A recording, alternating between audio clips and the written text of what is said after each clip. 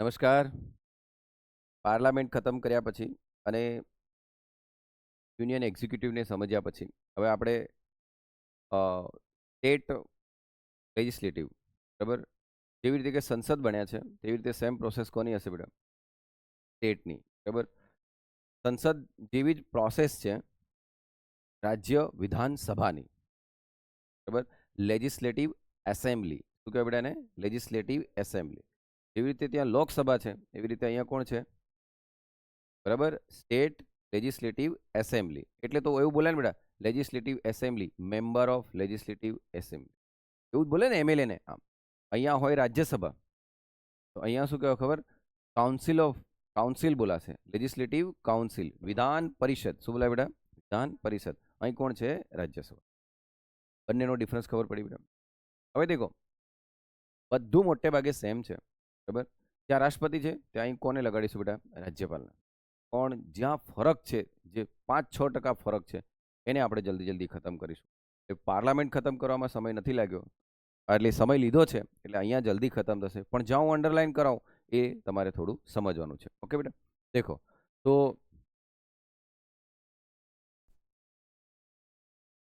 રાજ્ય વિધાનમંડળ એ રાજ્ય સરકારનું ધારાકીય અંગ છે. સંસદીય પ્રકારની સરકારમાં ધારાકીય કારોબારી અંગો પરસ્પર એકબીજા પર આધારિત હોય છે. તે જ રીતે રાજ્ય વિધાનમંડળ ત્રણમાં છે બેટા: રાજ્યપાલ, વિધાન પરિષદ અને વિધાનસભા. બરાબર. હવે હું તમને એમ કહું બેટા, દેખો, સંસદ માટે તમે 79 બોલ્યા કે નહીં બેટા?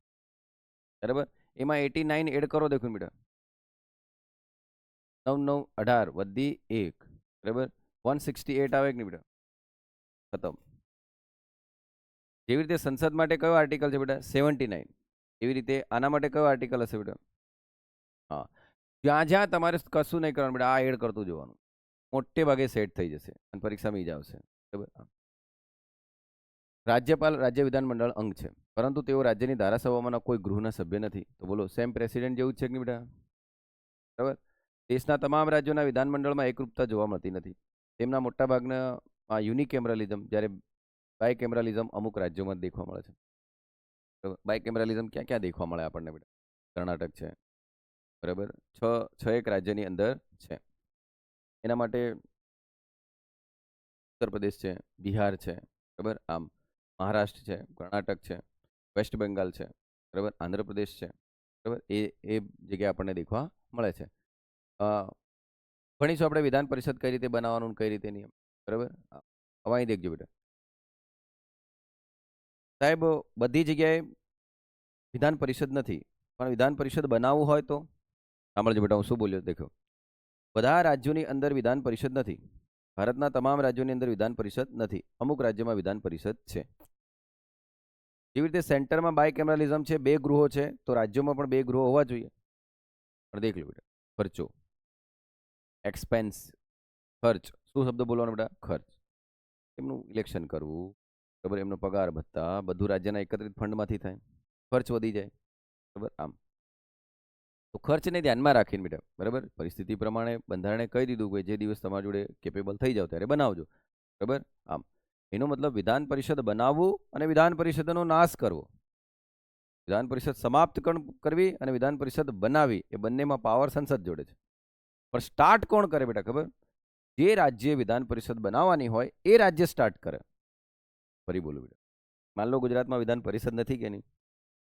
માન લો કે ગુજરાતમાં વિધાન પરિષદ નથી, તો ગુજરાત શું કરશે બેટા? ગુજરાતમાં વિધાન પરિષદ નથી તો ગુજરાતે વિધાન પરિષદ બનાવવાની છે. બરાબર. ગુજરાતે વિધાન પરિષદ બનાવવાની છે, તો ગુજરાત જોડે તો હમણાં વિધાનસભા છે કે નહીં? બરાબર કે? હા, 182 જણા છે ને બેટા? તો ગુજરાતમાં વિધાનસભા છે, ગુજરાતે વિધાન પરિષદ બનાવવાની છે. તો આના શું કરવું પડે બેટા ખબર? પ્રેઝન્ટ એન્ડ વોટિંગ નો 2/3 અને એબ્સોલ્યુટ મેજોરિટી. એબ્સોલ્યુટ મેજોરિટી એટલે ટોટલનું 1/2 જે અહીં લખેલી જ છે. દેખ લો, આ શરૂઆત ઇનિશિએટ કોણ કરશે બેટા? બોલો, રાજ્ય. જે રાજ્ય વિધાન પરિષદ બનાવવાની હોય એ રાજ્ય કરે. તો શું કરશે બેટા? પ્રેઝન્ટ એન્ડ વોટિંગનું 2/3 અને ટોટલનું 1/2. બેટા આ એક આપણી 7 મેજોરિટીમાંથી કોઈ એક મેજોરિટી દેખાઈ રહ્યા? બરાબર, આવું દેખાઈ રહ્યું બેટા? 368 ક્લોઝ 1. તો શું આને આપણે બંધારણે સુધારો કહેશું? ના, આને ક્રમ બી નહીં મળે બેટા. અને એને 308 જેવી બહુમતી છે, એવી બહુમતી છે, પણ આ કોઈ બંધારણીય સુધારો નથી. હવે સમજ્યા બેટા? આમ તો આને વિશિષ્ટ બહુમતી જોઈએ. કોનું નિર્માણ કરવાનું બેટા? આપણે બોલો, વિધાન પરિષદનું નિર્માણ કરવું હોય તો આવી વિશિષ્ટ બહુમતી વિધાનસભામાંથી આ પાસ થઈને કઈ જશે બેટા? બોલો, સંસદમાં. સંસદમાં એના માટે સિમ્પલ મેજોરિટી બેટા. કેવી મેજોરિટી? Simple majority. આ આખી પ્રોસેસ બેટા 169 માં લખેલી. ઓકે, તો અહીંયા સિમ્પલ મેજોરિટીથી પાસ કર્યું, બરાબર, રાષ્ટ્રપતિ સાઇન કરી, બની ગયું. સાહેબ ઈચ્છા હોય આને ઉડાવ દેવું હોય તો, બરાબર, આવું લખતા નહીં હો પરીક્ષા, ઉડાડ દેવું એમ, બરાબર, એને સમાપ્ત કરવું. શું લખવાનું બેટા? સમાપ્ત કરવું. એમ નહીં લખી આવતા, વિલુપ્ત કરવું, એમ નાબૂદ કરવું, સમાપ્ત કરવું. એટલે શબ્દની કમાન્ડ હોવી જોઈએ બેટા, બરાબર. આમ આ તો સમજાવવા માટે બોલો. તો પણ બેટા સેમ આ જ પ્રોસેસ. સમજ્યા? હવે સાંભળજો, અહીંયા મે શબ્દ છે બેટા, મે. ઇનિશિયેટ આ કરશે પણ પાવર અહીં છે બેટા. મે એટલે બેટા કદાચ, મે એટલે મે નહીં, સંભાવના છે બેટા, સંભાવના. તેલ નથી, ચોક્કસ નથી, શ્યોરિટી નથી બેટા, છે સંભાવના. ઓકે, અને બેટા વિધાનસભામાં કેવી બહુમતી બેટા? વિશિષ્ટ, બરાબર, અને તઈ કેવી બેટા? સામાન્ય, બરાબર. આ બધી પ્રોસેસ ક્યાં લખેલી? 169. ઓકે, ચાલો દેખ લઈએ બેટા, જે ભણ્યા એ દેખ લઈએ. શું કે છે? બંધારણ કોણ બેટા? હા, હવે મારા છોરા વાંચતા શીખી ગયા. બંધારણ સંસદને રાજ્યમાં વિધાન પરિષદની રચના અથવા નાબૂદ કરવા માટેની સત્તા આપે છે. કોને આપે છે બેટા? બોલો.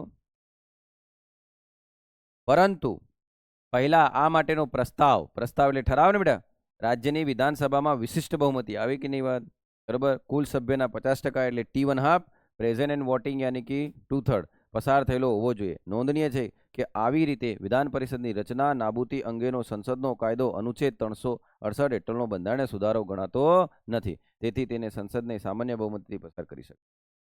પણ આવી બહુમતી ક્યાં જોઈએ બેટા? વિશિષ્ટ બહુમતી ક્યાં જોઈએ? વિધાનસભામાં, સંસદમાં નહીં.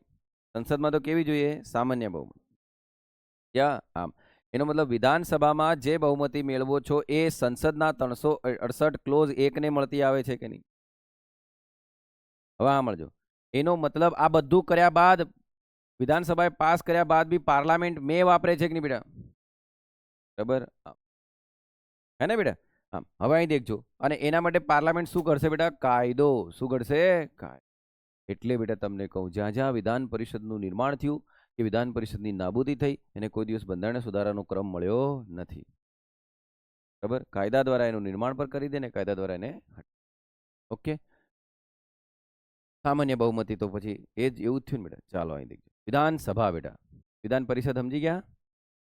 હવે વિધાનસભા બંધારણ દ્વારા, કોના દ્વારા બેટા? હા, આ શબ્દો ધ્યાનથી વાંચજો. બંધારણ દ્વારા વિધાનસભાની સભ્ય સંખ્યા ન્યૂનતમ કેટલી? 60 ને મહત્તમ કેટલી? 500. 60 હોવી જોઈએ ને 500 હોવી જોઈએ. રાજ્યની વસ્તીના આધાર પર તેની વિધાનસભાની સભ્ય સંખ્યા 60 થી 50 500 ની વચ્ચે હોઈ શકે. એનો મતલબ 60 થી ઓછી નહીં હોય, 60 થી ઓછી નહીં હોવી જોઈએ, અને 500 થી વધારે નહીં હોવી જોઈએ. સૌથી વધારે યુપીની છે ને. આમ વિશેષ રીતે અરુણાચલ પ્રદેશ, સિક્કિમ ને ગોવા માટે તે 30 અને મિઝોરમ નાગાલેન્ડ માટે કેટલી? 40-46 સભ્ય સંખ્યા નક્કી કરી છે. હું બોલ્યો કેટલાય સાંભળ્યું બેટા? 60 અને 500 ની વચ્ચે રહેવી જોઈએ કે નહીં? પણ અમુક 3 ને શું આપે છે બેટા? અપવાદ. ઓકે, ચાલો અહીંયા દેખજો બેટા, વિધાનસભાના દેખજો. હવે આ ભણેલું મેં જે મત ડિલિમિટેશન કમિશન ભણાવ્યું હતું એ વિડીયો ધ્યાનથી જોયો હશે, તેને આ જલ્દી ખબર પડશે. વિધાનસભાના સભ્યો મત વિસ્તારોમાંથી લોકો દ્વારા પ્રત્યક્ષ રીતે ચૂંટવામાં આવે છે. શું વાત છે?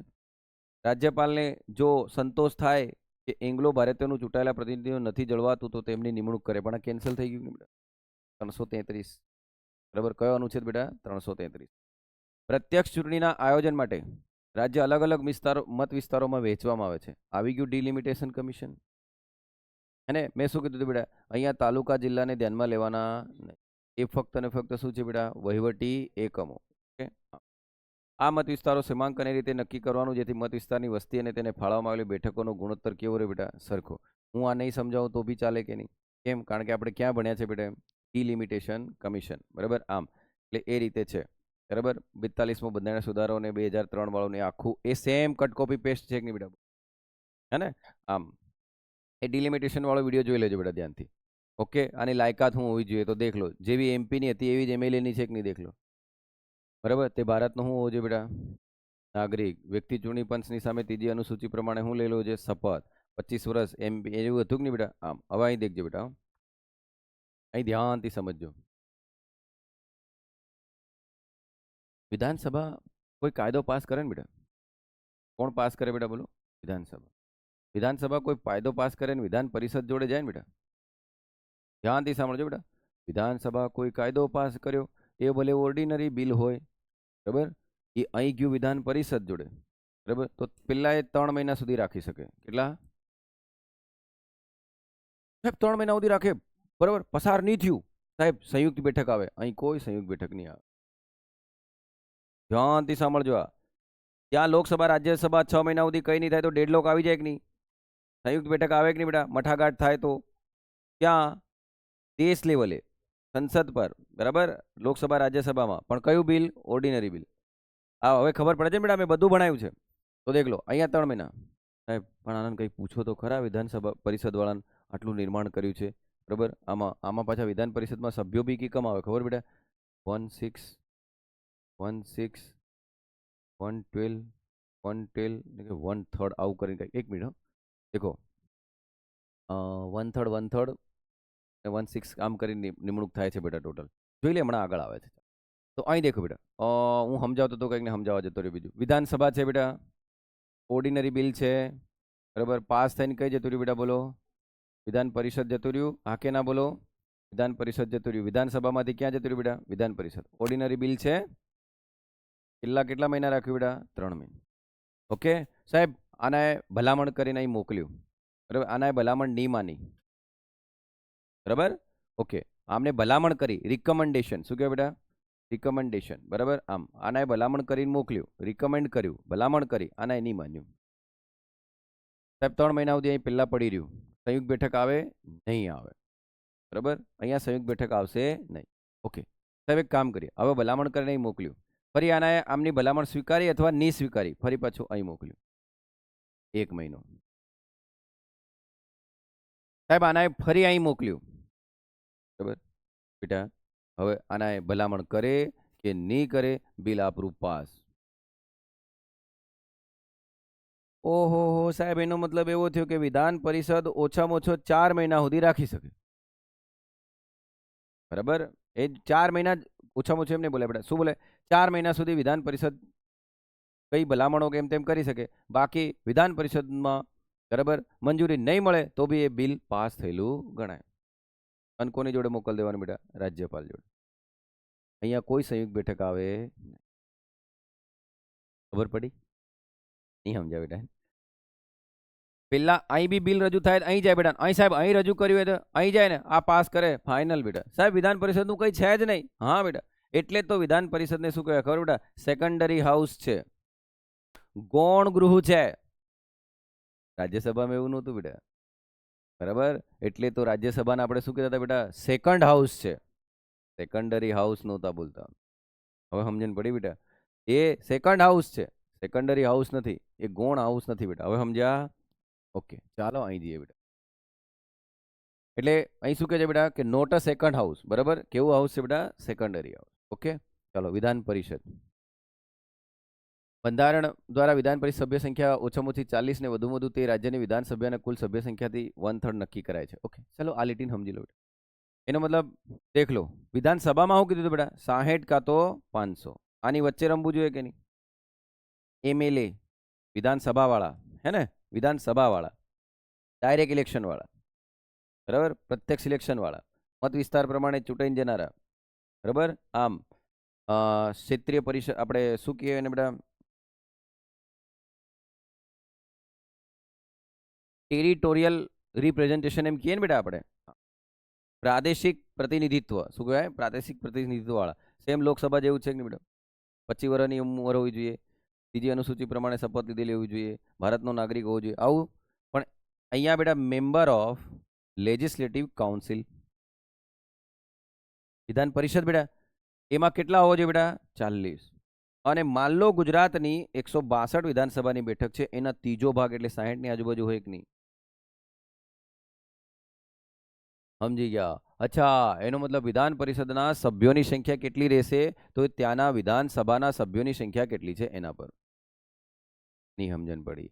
અરે મારા છોરાઓ, દરેક જગ્યાએ અલગ અલગ રહેશે. કેમ? યુપીમાં બેટા માન લો 400 હોય તો 400 નું શું કાઢવું પડે બેટા? 1/3. એ જ તો કીધું બેટા. જો કોઈ જગ્યાએ 300 ધારાસભ્યો હશે બેટા, તો એનું 1/3 કેટલું થાય બેટા? બોલો. 100. તો 100 MLC હશે વિધાન પરિષદના સભ્યો. Gating my point? બોલો કે યાર. હા, તો વિધાન પરિષદના સભ્યો કેટલા હોય બેટા? કાં તો 40, કાં તો વિધાનસભાના જેટલા સભ્યો છે એનો 1/3, એનો ત્રીજો ભાગ. બોલો, આવડ્યું? અહીં સમજણ પડી બેટા આટલી? ઓકે સાહેબ, રાજ્યસભામાં તો આપણે મોકલતા હતા MLA ચૂંટણી કરીને. અહીં કી કમ મોકલવું? તો અહીંયા બેટા જિલ્લા બોર્ડ ચૂંટણીમાં ભાગ લે, અહીંયા યુનિવર્સિટીઓ ચૂંટણીમાં ભાગ લે, અહીંયા ગ્રેજ્યુએશન થયેલા લોકો ચૂંટણીમાં ભાગ લે. બરાબર? આમ દેખો, તમે 3 વર્ષ ગ્રેજ્યુએશન કરી લો બેટા, તમે બી ઇલેક્શનમાં આપી શકો વોટ. બરાબર? આમ કેવું સાહેબ? હા, એનો કોઈ ક્રાઇટેરિયા હોય પાછો. બરાબર? આમ એ તો કોઈ ઉઠીને બ્રશ કરતા જઈને મારો મત એમ તો ભૂલ. ઠીક છે. આમ વિધાન પરિષદની સભ્ય સંખ્યા વિધાનસભા ઉપર આધારિત છે કે નહીં બેટા? આ સંખ્યા નક્કી કરવાની સત્તા કોને બેટા? વાહ, અહીં જાણી જોઈને હું લખીને આલે બેટા? બંધારણ, રાષ્ટ્રપતિ. અહીં જ ગેમ રમાય બેટા. હો વાત નહીં. આપણને 3 શબ્દો જ હેરાન કરે બેટા બંધારણમાં.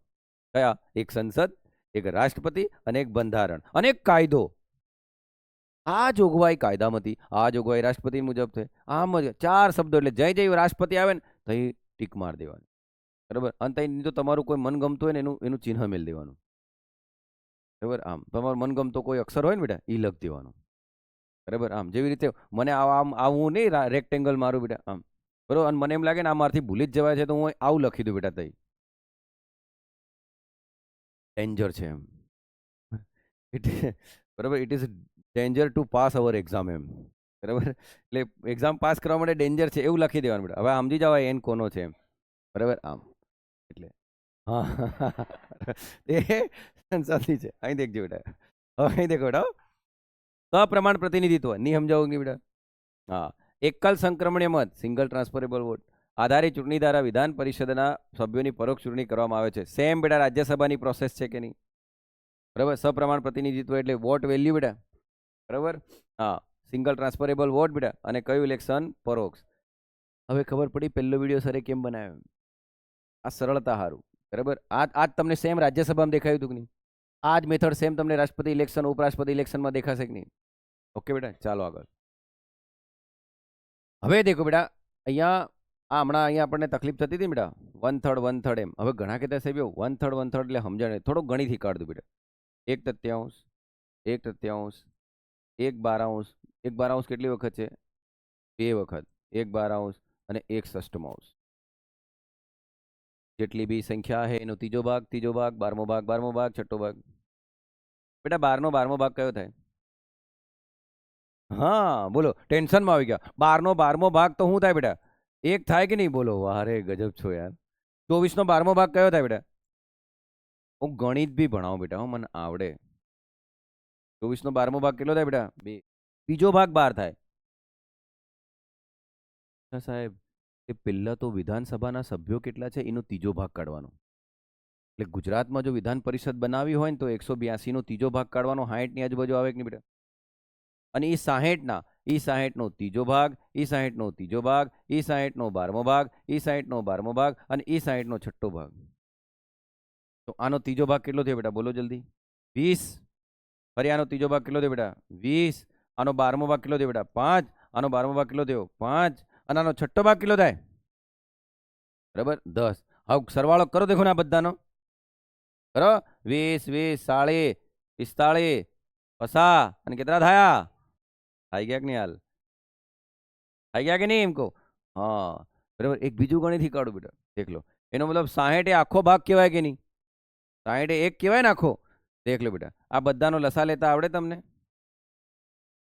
આ બધાનો લસા LCM 12 થાય કે નહીં આવડે? લે બેટા, એટલું તો આવે જ પોલીસ કોન્સ્ટેબલમાં. બરાબર? બધાનો લસા કેટલો બેટા? 12. અહીં 12 લાવવા કેટલા વડે ગુણવાના?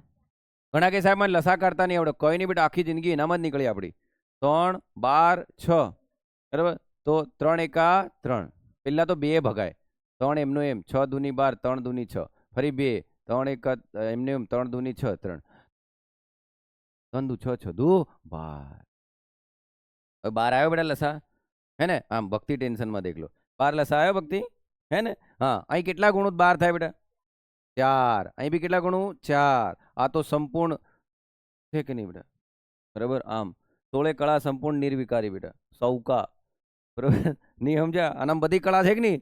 બરાબર. તો 1 + 1. અહીં કેટલા ખૂટ્યા બેટા? 2. 6 દુ 12.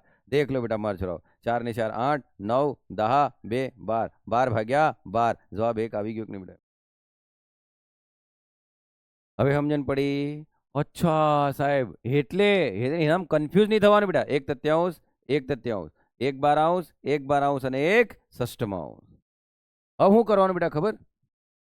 ની વાત છે. દેખો, તમને એમ પૂછે કે ગુજરાતની અંદર 1 ષષ્ઠમાંશ સભ્યો કેટલા હોઈ શકે બેટા? તો 10 હોય કે નહીં? એની 10 કઈથી આવે ખબર બેટા? એ 10 કઈથી આવે તો આપણે ભણ્યા હતા. દેખો, રાજ્યસભામાં 12 જણા જતા હતા કે નહીં બેટા? બરાબર. એ 12 જણા કિકમ જતા હતા? તો સાહિત્ય, કલા, વિજ્ઞાન, જે વ્યક્તિઓનું સાહિત્ય, કલા, વિજ્ઞાનમાં, સમાજ સેવા, આ 4 પોઈન્ટ તો હતા જ ને. યાદ આવે? આ 4 પોઈન્ટ હતા રાજ્યસભામાં. અહીંયા એક નવું એડ કરી દેવાનું બેટા, સહકારી ચળવળ.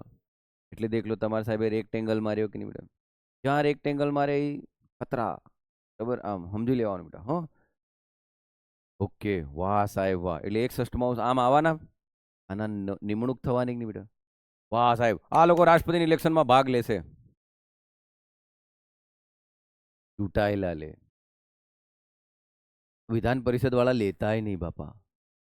વિધાન પરિષદ વાળા ભાગ લેતાય નહીં. બરાબર.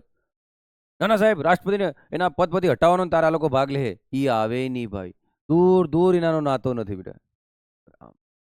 એટલે શબ્દ સમજી રહ્યા ને બેટા? હવે દેખ લો, હવે આપણે ને 1 તૃતીયાંશ પછી 1 12 પર જઈએ, હે ને? 1 ષષ્ઠમાંશ પત્યું ને બેટા? હા, 1 ષષ્ઠમાંશ પછી 12મા ભાગ પર જઈએ. તો 12મા ભાગમાં દેખ લો બેટા, રાજ્યના સ્થાયી રૂપથી રહેતા 3 વર્ષના, દેખ લો, રાજ્યનો રેસિડેન્ટ હોવો જોઈએ. બરાબર. 3 વર્ષના સ્નાતકો દ્વારા ચૂંટવામાં આવે. દેખ લો, આવી ગયા ને બેટા ગ્રેજ્યુએટો. ચાલો, રાજ્યમાં માધ્યમિક સ્તરથી નીચું નહીં તેવું 3 વર્ષની સ્થાયી રૂપે શિક્ષણ આપતા શિક્ષકો દ્વારા ચૂંટવામાં આવશે. વાહ. માધ્યમિક સ્તરથી નીચું નહીં એટલે કોલેજમાં ભણાવેલો હોવો જોઈએ, યુનિવર્સિટીમાં ભણાવેલો હોવો જોઈએ. બરાબર. આમ બેટા સપના નથી દેખો, કારણ કે આ વિધાન પરિષદનું ઇલેક્શન છે. આપણા ત્યાં છે જ નહીં. બરાબર. આમ ગુજરાતમાં છે જ નહીં. આમ પણ પરીક્ષામાં આવે છે સારું. ઓકે બેટા. તો દેખો, સ્નાતકો અને માધ્યમિકથી ઉપર ભણાવનાર શિક્ષકો, કોલેજો, પ્રોફેસરો દ્વારા ને બેટા, એટલે બેટા યુનિવર્સિટીઓમાં દબદબો રે કે નહીં? હવે ખ્યાલ આવે બેટા? આ જ્યાં જ્યાં વિધાન પરિષદ છે ત્યાં ત્યાં એ લોકો ઇલેક્શનને પણ ઇન્ફ્લુઅન્સ કરે, ખબર? કેમ કે એકવાર પદ મળી જાય બેટા, જિંદગીભર પદ પેન્શન ચાલુ રહે કે નહીં? સમજે એનું વંદન બેટા? એક વખત બની ગયો બેટા, બરાબર, લેજિસ્લેટિવ એસેમ્બલીમાં એકવાર જઈ ગયો તો પછી એનું શું થાય બેટા? બરાબર. એને પેન્શન એન્સલ બધું મળવાનું ને. આમ એટલે પછી જેમ તેમ ભણાવે નહીં. હવે ખબર પડી કેમ નથી ભણાવતા એમ.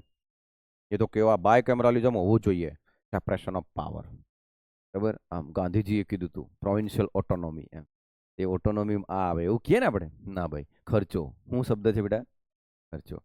આટલાને પાળી રહ્યો શું છે બેટા?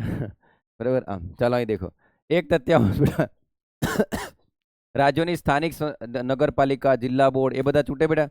અને બીજા કોણ ચૂંટશે બેટા? બોલો. એમએલએ. દેખો બેટા, 1/3 એમએલએ દ્વારા ચૂંટવામાં આવશે. બીજા 1/3 બેટા આપણી ગ્રામ પંચાયતો, તાલુકા પંચાયત, જિલ્લા પંચાયત, યુનિવર્સિટીઓ, બોર્ડ એ ચૂંટશે બેટા. પછી 1 12 કોણ કરે બેટા? સ્નાતકો. બીજા 1 12 કોણ કરશે બેટા? બોલો. કોલેજમાં માધ્યમિકથી નીચું શિક્ષણ લીધું એ. અને છેલ્લે કોણ બેટા? નોમિનેટેડ. નોમિનેટેડમાં કોણ વધી ગયું બેટા? ખાલી સહકારી ચળવળ. બરાબર. આમ, હે ને? એટલે ઓકે ઓકે. ચાલો અહીં દેખો બેટા, રાજ્યસભાની માફક વિધાન પરિષદ પણ કેવું બેટા? કાયમી ગૃહ છે. બરાબર. તેનું વિસર્જન થઈ શકે નહીં. ઓરે વાહ સાહેબ, એ મને આમાં સમજણ નહીં પડી બેટા. મને આમાં સમજણ નહીં પડી.